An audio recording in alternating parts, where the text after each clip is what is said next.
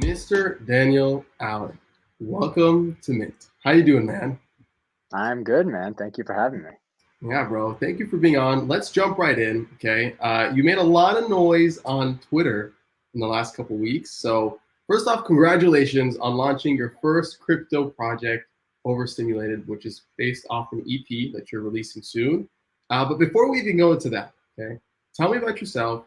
Who the hell are you? What should people know about you? We'll start there. We'll take it away. For sure, man. Yeah, so I am Daniel. I'm from Louisville, Kentucky originally. My family is from Kiev, Ukraine, former Soviet Union. So shout out them. But yeah, I had like a pretty musical upbringing for the most part. In some senses, I think both of my parents were in music. Like my mom's degree is in musicology, and then my dad like was in bands growing up. So I'd always seen it my whole life.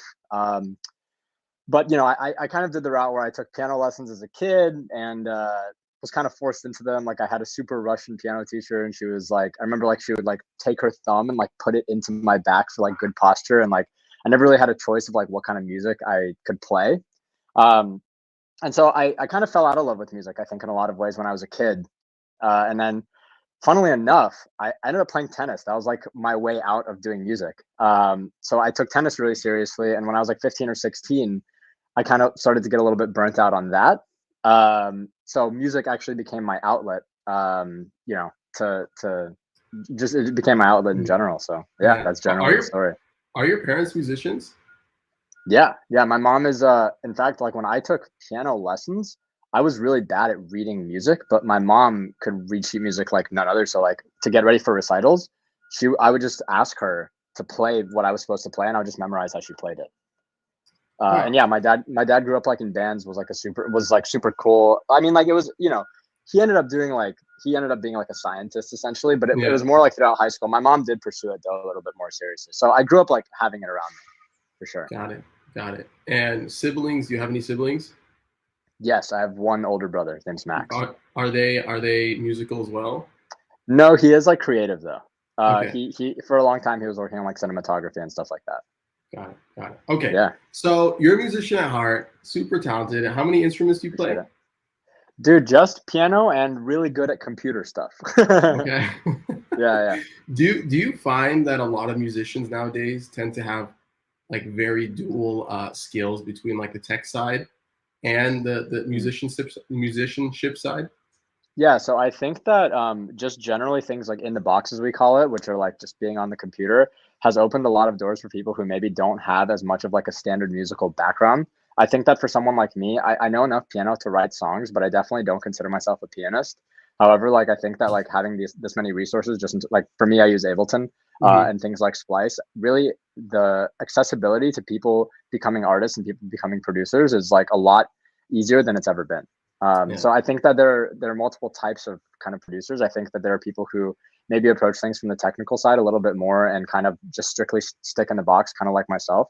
And there are people who literally will just use their computer as a way to record their instrumentation. But I think that it's kind of like the best time right now to be a producer. Yeah. I wanted to have you on. One, I'm like full disclosure, I bought into your Overstim project on Mirror. So Right. for everybody that's listening. And then the second thing is everybody has a unique journey into crypto, into Web3.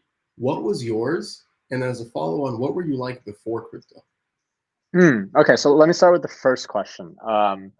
So the way that I got into crypto was through my friend Cooper Turley, who's like he was a project manager on Overstem, and he's like now become one of my closest friends. But the way that he and I met, actually, or the way that he and I like started working on the project rather, was I was doing a show in like March or April. It was low key. It was like still like very much at the height of COVID, and I did a show in like my friend's backyard in Sherman Oaks, and it was I did kind of like two parts of the show. So the first part was like putting out was me playing like music that was already coming out, but then the second half of the show was like me playing 7 or 8 just totally unreleased songs.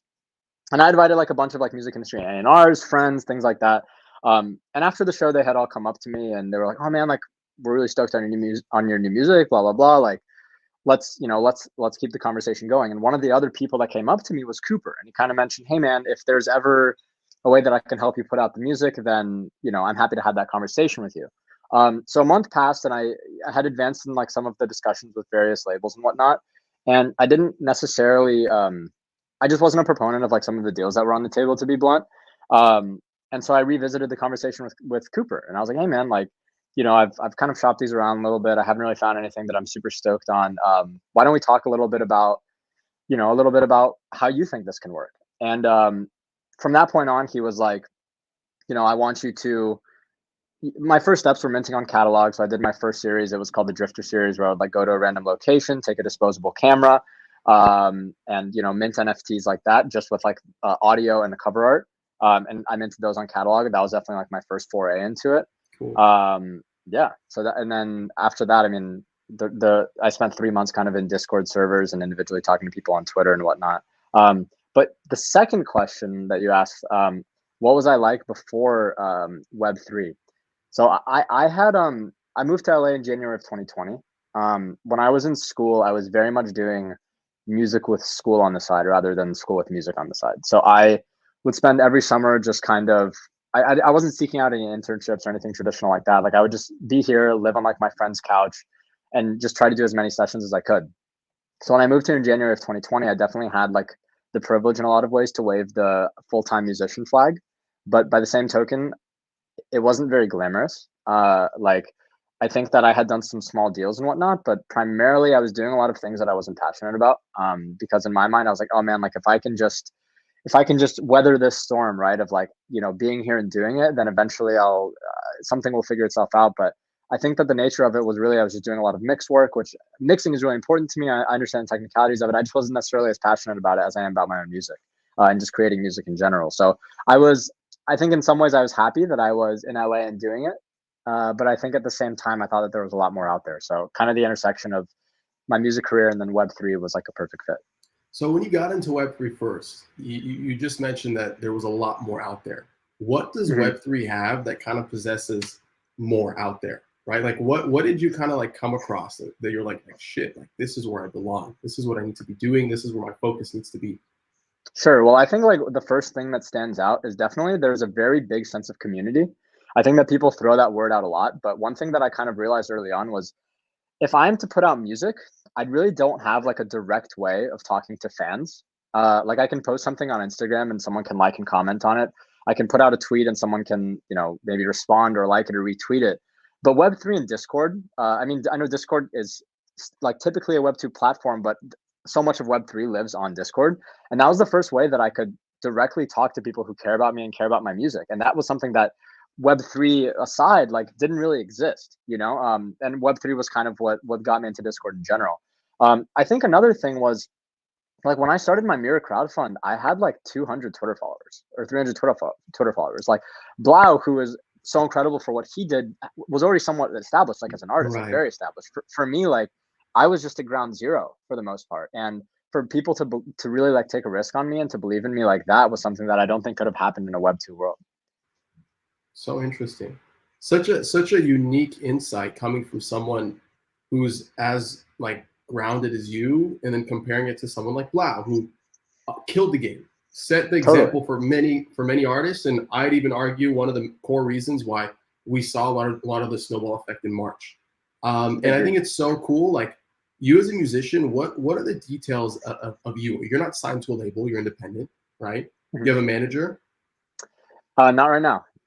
Oh, really? Okay. Yeah. Wow. Okay. Yeah. I feel like you're gonna get a lot of DMs after this now. Yeah.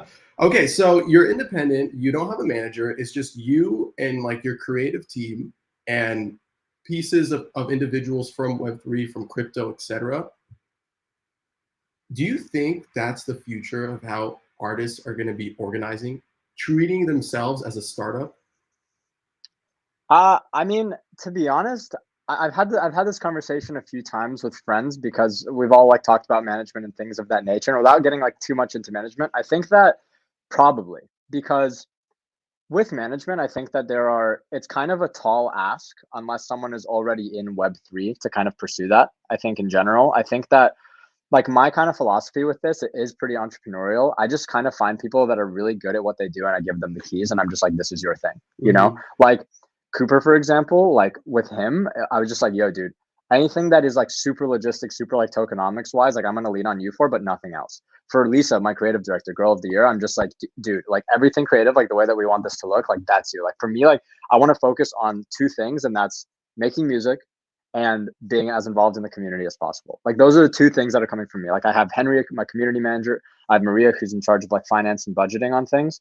But generally speaking, like I really like how this is working because it's like I think that there's like I just trust everyone who's involved, you know, and I don't think that there are any like hidden motives, you know. Yeah. For those who aren't familiar with your music, can you talk a little bit about your genre and like what your style is? Yeah, for sure. I think that the music that I have out is somewhere between like it's like somewhere in the electronic and pop realm. I think that Overstimulated, I am taking like a little bit of a turn. I think that I've always kind of enjoyed like working in a hip hop space and like enjoyed like the more electronic side of things. So I think that moving forward, a lot of my music is going to be definitely like electronic without a doubt, but has more indie and hip hop influence. But yeah, I think that's the genre. That I mean, that's when I'm asked that at a party, that's like my answer. Yeah, and when people ask you like some of your biggest inspirations that led you to pushing out your most recent pieces, like what do you fall back on? Yeah, for sure. I think actually recently, I think Kanye West is probably really. I have a picture of him like right over here. But I think for better or worse, like politics aside, I think that he's like an incredible creator and an incredible musician. And I think that like Chicago, I'm from Louisville, Kentucky, but my brother moved to Chicago when I was a kid. He's 15 years older than me, so Chicago is very much my city growing up. I mean, it was like the first time I went to a music festival, and it was really like the first downtown that I had ever seen, the first skyline I had ever seen. So I think there are a lot of reasons that I resonate with him and his music. I think that like Flume is like the first artist that I've ever seen live, and that definitely like changed my shit up for sure. Sorry, I don't know if I'm allowed to cuss on here. Yeah. But yeah, he was definitely like one of the first artists that I saw live, and I was like, wow, that's really cool. So I would say like primarily like those two are in the conversation of like people that inspire me the most. But there's so many others I can think of. All right, let's jump into the Web3 side more, okay? Let's do it. And specifically focusing more on you as an independent artist and using crypto primitives to own your creator economy, as people like to say, okay? Sure. And doing so in a way where you're building your own team, that each individual in that team specializes in their own respect, giving them the autonomy to do what they do best. And you focus on the music, this person focuses on the crypto, et cetera, et cetera, et cetera. When you were building this team out, when you're preparing for your mirror post, when you're about to go live, and literally getting into the trenches of Discord, how was that process like getting started? And what were some of like your biggest fears, if any, or concerns that you had getting started?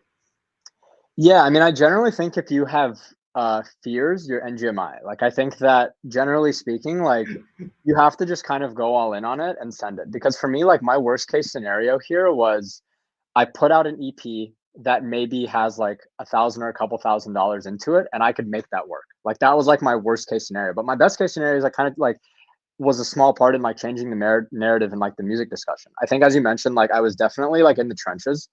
And I think that was probably the scariest part is like, in full disclosure, guys, like I'm in the scheme of things a noob. Like I have fundamental understandings of a lot of things in the Web3 space, but I've had to lean on a lot of my friends for advice. But I think the hardest part of all of that early on was like finding the people that weren't embarrassed to like answer my questions.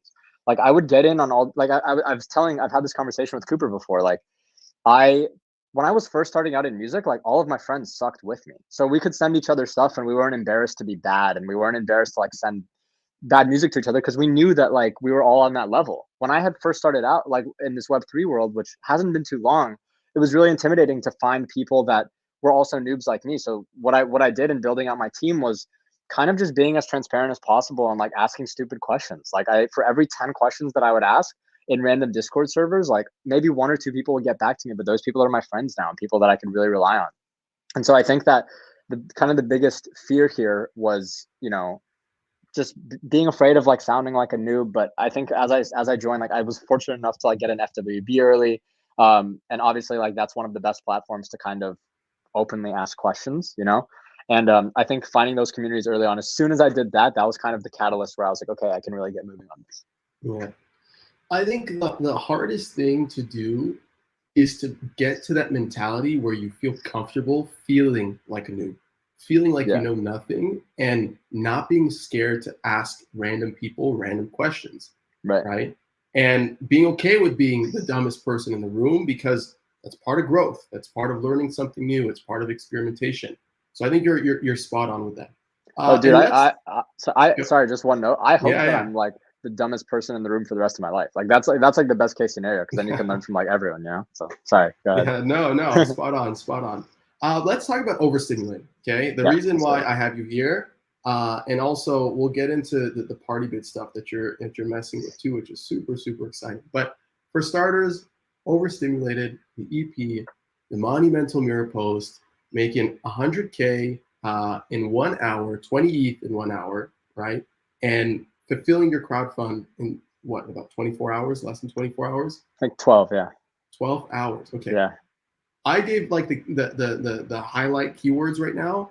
Take me from start to finish. What is overstimulated? What is overstim? How did that come to fruition? Take it away.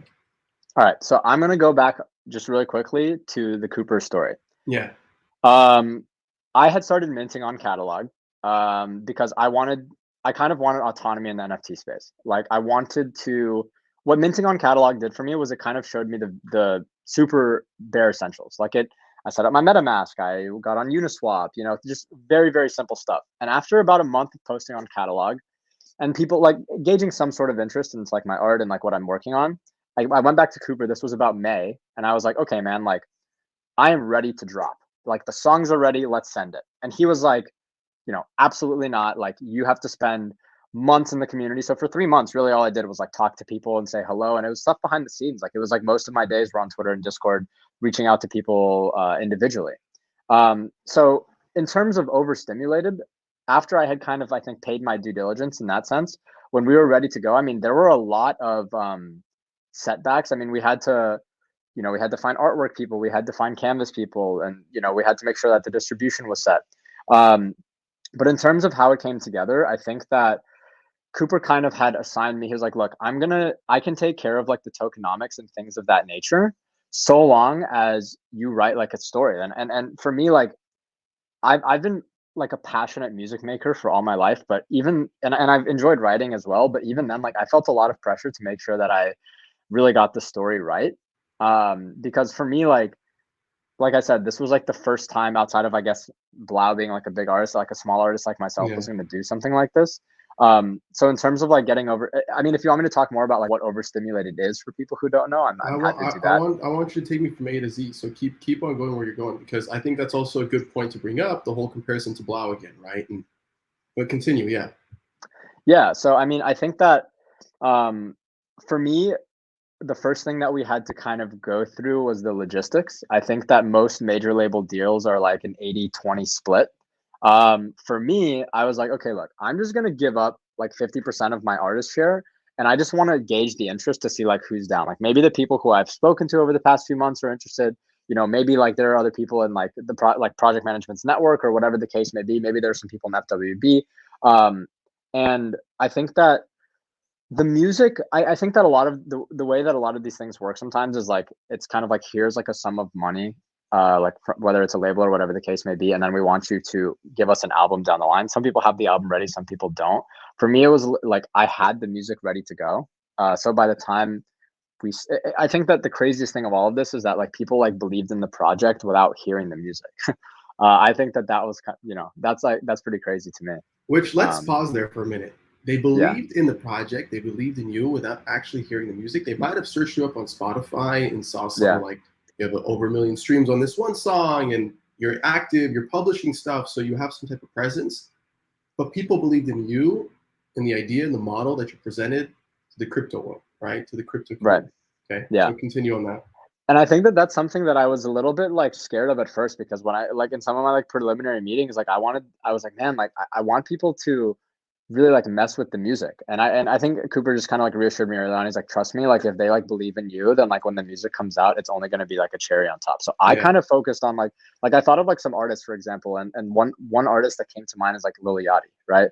Like a lot of people just really like him as a person, like music aside, because he's just like does cool shit. Like he has a cool personality and he's just like a fun guy to be around. So really like a lot of it is like his music, or even like Omer Fedi, right? Like a lot of people just know that he's like this super sick energy in a room. And then when his music comes out, like it obviously like speaks for itself, but it's just like a cherry on top of him being a cool person, you know? So for me, I was like, I kind of wanted to reverse engineer it that way as well, where it was like, look, like I'm trying something totally new. Like I have, here's the story. Like I have 200 Twitter followers. And if you guys believe in this, like I promise that the music will be worth it, you know? And because to me, like this is definitely without a doubt, like my best body of work. Like I'm incredibly, incredibly proud of it. And that's why like the risk was so big to me early on, is because I was like, man, like I don't want to jeopardize the music doing well in terms of, this is like me, my thought process like 6 months ago, really. But I was like, man, I don't want to jeopardize the music doing well on traditional metrics because I'm so like immensely proud of it. But I just tried to explain that in the post, you know. I tried to like bring that emotion over into it, and like hopefully people bought into it. Yeah. And one thing that you brought up that cannot go looked over is that beginning component of spending time in crypto and being in the trenches of all these different collector communities, Discord communities, etc. So walk me through that first 3 months too, because I remember when we were talking behind the scenes, you're like, that was like the most critical thing that I feel like spiraled the success of Overstim. And by the way, and I think that's something that people like look over and they're like, okay, I'll draft some your post. I have this idea. I'll put it out there. Let's get the money, you know. But it's not like that. Yeah, well, for me, like I think it's not like that because it's not glamorous. Like I said, I came to Cooper in May and I said the music is ready, and he was like, "You're not even close." That 3 month window really, look, man. I had put out music once a month for 15 months, and someone who I barely knew came up to me and he was like, Cooper, and he was like, yo dude, like you have to focus on this, like you have to go all in. So for a 3 month period, all I was doing was figuring out what Discord was, because I had no semblance or any reference point for that. Two, figuring out like the servers and just like doing my research on Twitter. I would say like 10 hours of my day, probably like 8 to 10 hours of my day was individual outreach. I think that some people had tried doing like the crowdfund, I think, or similar things to it. And I think that that's like a missing component, that because it's not something that's advertised, because it's not like sexy or cool to like get laughed at for asking stupid questions for like 6 or 7 hours out of your day, you know? But as soon as I made like my first friend in there, you know, early on, which was Jeremy Stern, like who's one of the guys on the dev team at Catalog, and he was like down to help me. And then Brett Shear, who like bought some of my first early NFTs, like as soon as I like met those people and they were just down to help me, and these are people who are like very knowledgeable in the space, like they work on like life-changing platforms or like super prominent investors, like when they were down to help me, then I was like, that just gave me all the confidence that I needed. Just like the first and second friends. So then when I was like getting like all those no's for like 3 months, like it was no biggie to me, because I was like, I know like there's another Jeremy and another Brett out there that are just down to help me down the line. And now I'm at a point where like if I have like a super specific question, I know which friends I can rely on, and that's like a pretty great place to be in. That's awesome. What's up, guys? Adam Levy here. Sorry for the quick pause, but I wanted to give some love to our 3 NFT sponsors that are making this episode a reality. They are Coinvise, POAP, and Social Stack. On Coinvise, you can create a personal or community-owned social token on Ethereum. Coinvise also helps you create incentives through token rewards and bounties, NFT business models, and bot integrations for Discord. Discover more by visiting coinvise.co today. Next up, we have POAP, or short for Proof of Attendance Protocol, who enables a novel way of creating one's life diary. Leveraging NFT technology, POAP facilitates an easy way to mint non-fungible tokens related to meaningful events. It's frequently used in crypto-native communities, and now it's starting to create NFT collectors in the mainstream too. Collect or launch your own POAP today by visiting poap.xyz. Next up, we have Social Stack, a platform for communities, brands, and creators to build mission-driven social token economies. Offering an easy-to-use, non-custodial wallet with a suite of open-source community engagement tools, Social Stack makes it simple to bring your community into Web3 and be a part of creating an open-source, gratitude-driven future for social tokens. Create a free social token wallet, discover mission-driven social token communities, or apply to launch your own token on Social Stack by visiting socialstack.co today. All right, back to the episode. I know I looked at the amount of collectors. If I recall, there were 87 exactly. Yeah, that's and correct. I want to ask you this question because I think new people coming to the space don't realize like the proportion between how many collectors you know versus how many are new friends. So from those who put $1 to where their mouth was and they supported you, etc., how many of those did you know and how many of those did you not know? So I need to look at the list, but I would say it's probably between like 40 and 50% of the people like I had spoken to in one way or another, and I think the rest was organic after it took off. Got it. Yeah, I would say that's where it's at. Cool. And did you get any like legal help before?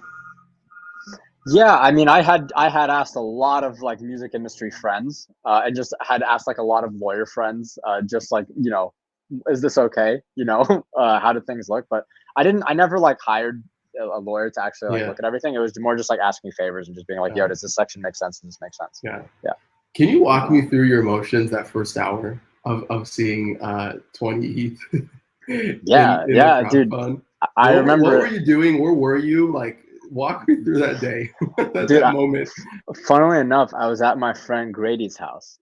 Grady is also like a musician who's like pretty involved in the space, and it was me, him, and Bloody White, who's also like super involved. And Grady just dropped an album yesterday, and he was like showing it to us. He wanted us to like come in and listen to it, and I had heard it a few times because he had sent it to me.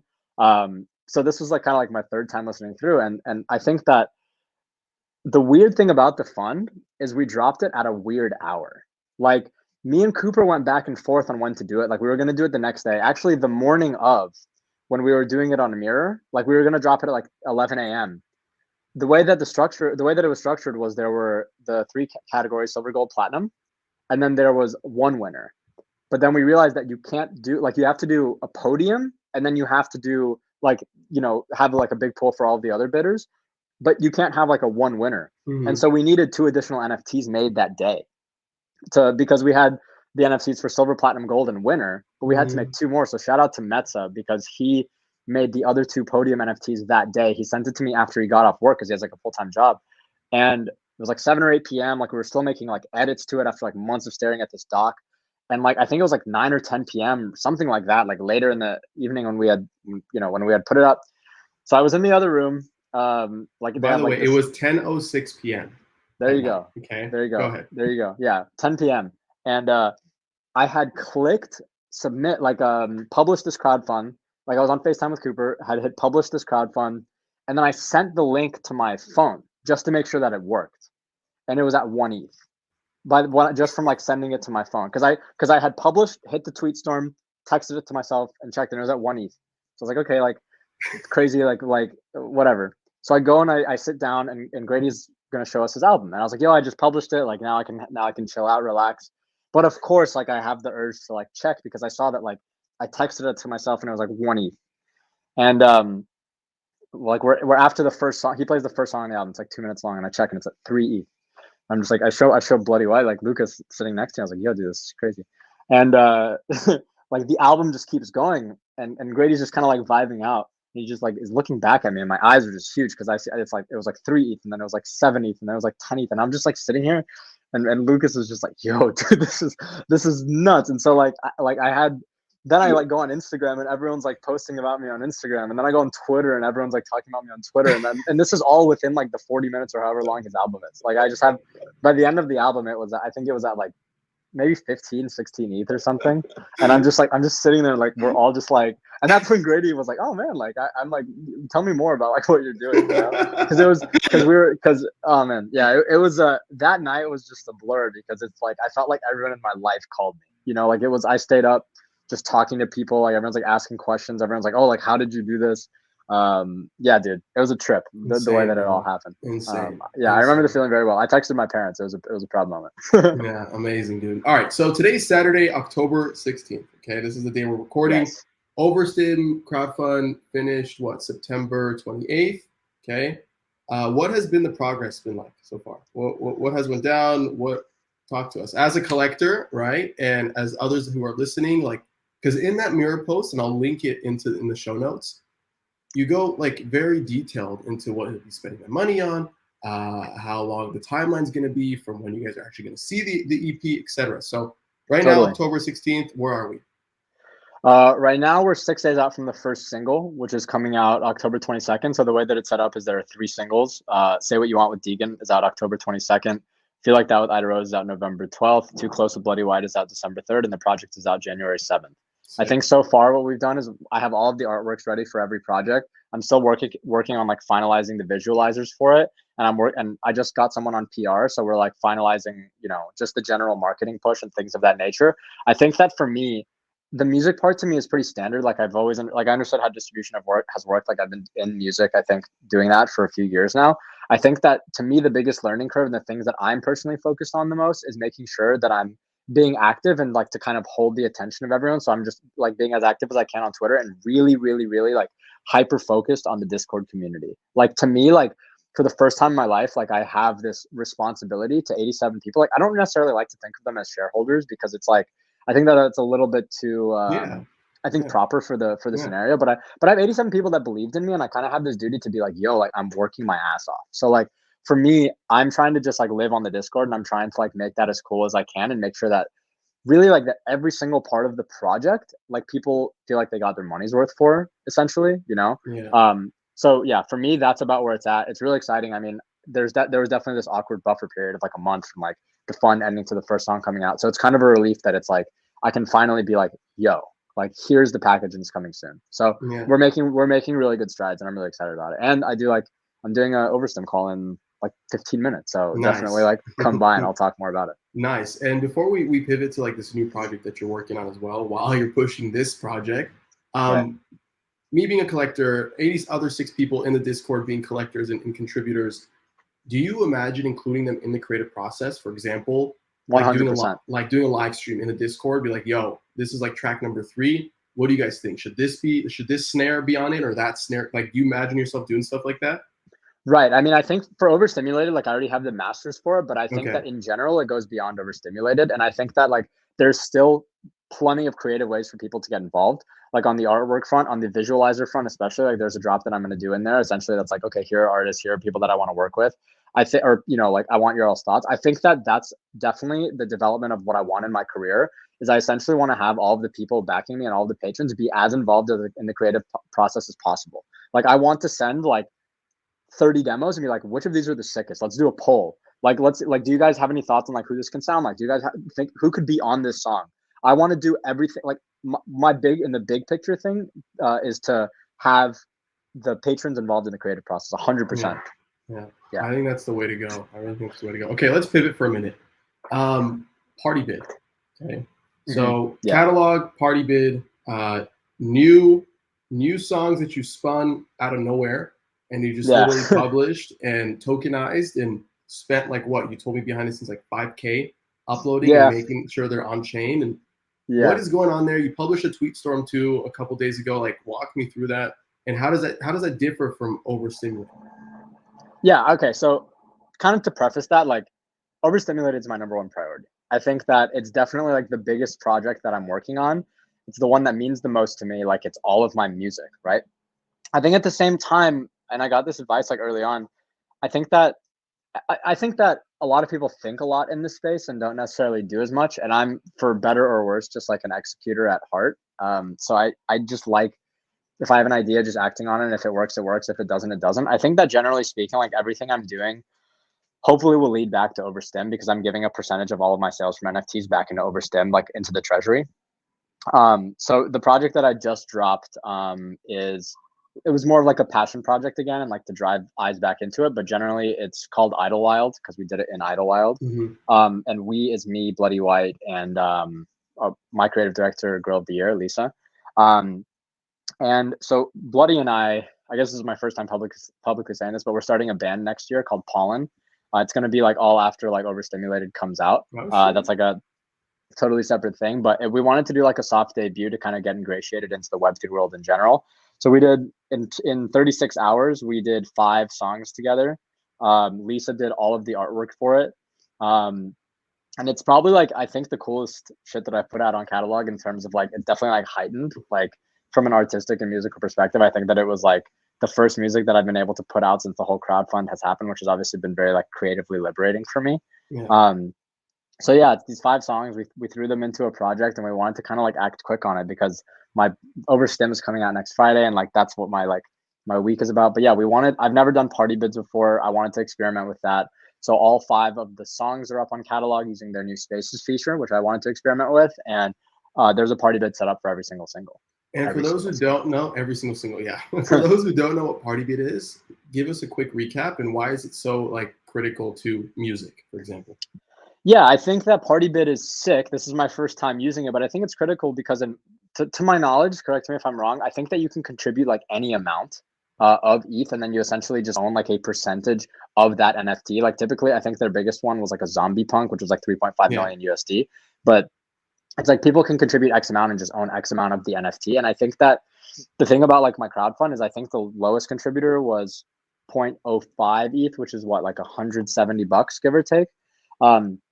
And to some people, that's like, I mean, I think that is a lot of money in general. Mm-hmm. But what if someone wants to contribute with like 30 or 50 on like a smaller scale? Yeah. That's why I think Partybit is really interesting.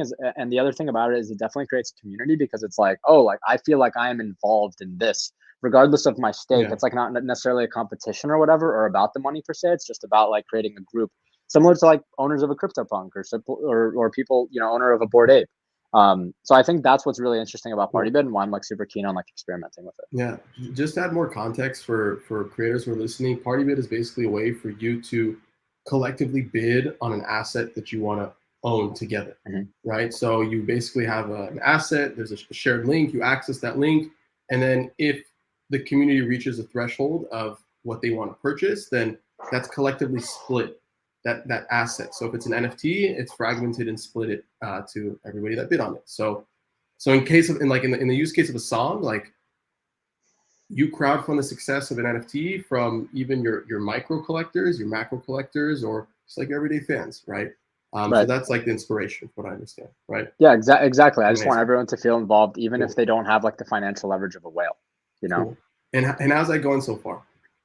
I mean, I need to promote it more for sure. I mean, it definitely like I said, it was definitely like a quick window of experimentation, but I've had people hit me up about it, which I think is like super encouraging. I think that I want to talk about how it's like relating to Overstim a little bit more because I don't want anyone to like be confused. I think, like I said, like my portion of sales on this is going to go back into the Overstim treasury. This was like more of a passion project for me. Right. But like I said, I think that's important because that was my next question. Like, how do the two tie together? And also behind the scenes when we met up yesterday, I was like, it all works together. It's all tied together, right? And I think 100%. like you take the Gary Vee approach. Gary Vee tells people just post shit, just post content. Nobody cares. Yeah. Just post. You know? Yeah. And you're taking that approach. Yeah, dude. It's just like people remember like the W's, you know? Like that's kind of my approach here is like have I had NFTs not sell on catalog? Sure.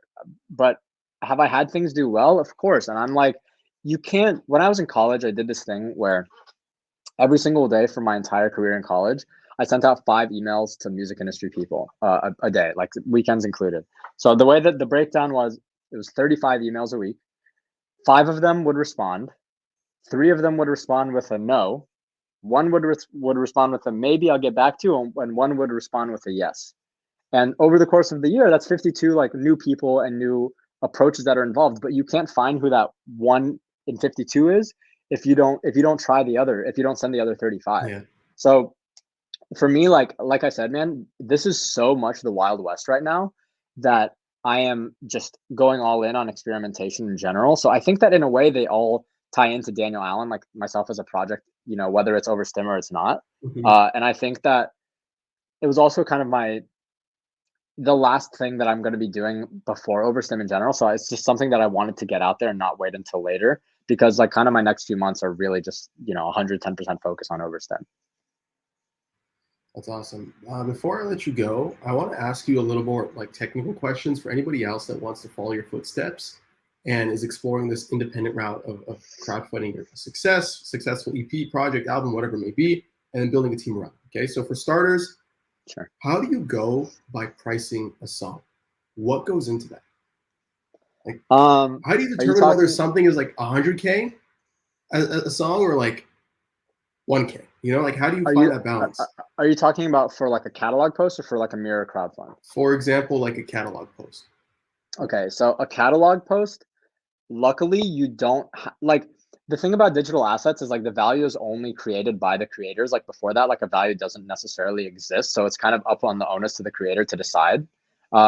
So if you throw something up on catalog, which I would encourage people to do, you just need like 0.05 ETH and gas. Maybe like with how things are right now, like 0.07 ETH.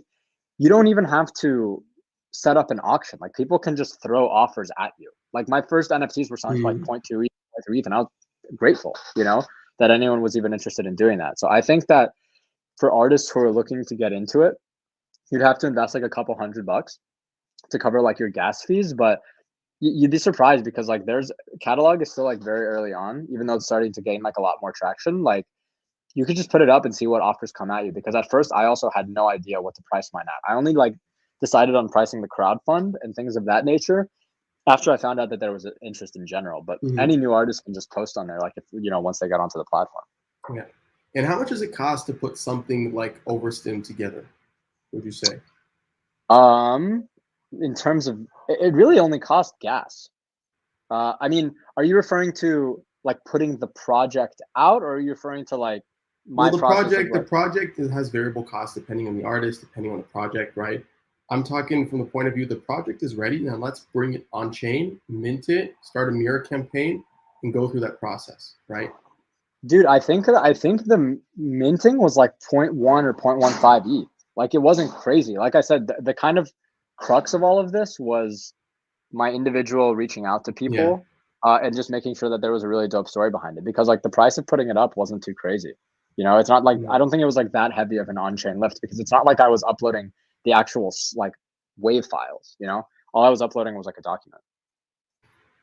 I love it, man. What an example to future creators, future musicians. What an exciting time to like be in the space, throw shit at the fans, see what sticks, and have success come from that as well. Go ahead. Yeah, one note I just want to give to every creator is like, you guys are early. Like you can like play outside of the rules and kind of make your own job description and do it your own way. And it's like, I know that it takes a leap of faith, but you should not to be cliche, but until you jump, like your parachute won't open. You know what I mean? So you definitely, it's a Steve Harvey quote, but like definitely go all in on it and just see how it goes. If it doesn't work, it doesn't work, and you can go back to trying your own thing. But I think that it's such an exciting time for me after my crowdfund. Like the money was cool, but the coolest part was like the 250 plus artists that reached out and they're like, man, like I want to try this. Like I feel like there's a new way now. And I think that way exists if you really just put time and effort into it. And I don't think that it takes like a super smart person. I just think it takes someone that is like down to experiment and down to try things out, because there's definitely a way that isn't this traditional, a label owns your masters and you just kind of, you see what happens. So yeah. I think that's a perfect place to end off. Daniel, you're the man, bro. Where can we find you? Where can we learn more about you and your upcoming EP? Shill yourself, shout it out, take it away. Yeah, all right. So definitely join my Discord. I'm sure we'll find a way to link that in here. But on Twitter, I'm Daniel Allan. Daniel Allan is spelled Allan on the Allan, because a lot of people mess that up. It's my middle name. I'm on Instagram as Daniel Allan Music. And yeah, I think that hits everything for the most part. And if you want to look at my mirror post, if you want to look at my mirror post, it's danielallan.mirror.xyz. Perfect, bro. Perfect. And we'll have you again soon after the EP comes out, and we'll do recaps every now and then, kind of following your career, following your journey in Web3. But bro, I appreciate you being on. Much success. You're going to kill it, obviously. But we'll get you next time. Peace. Awesome. Thank you for having me, brother.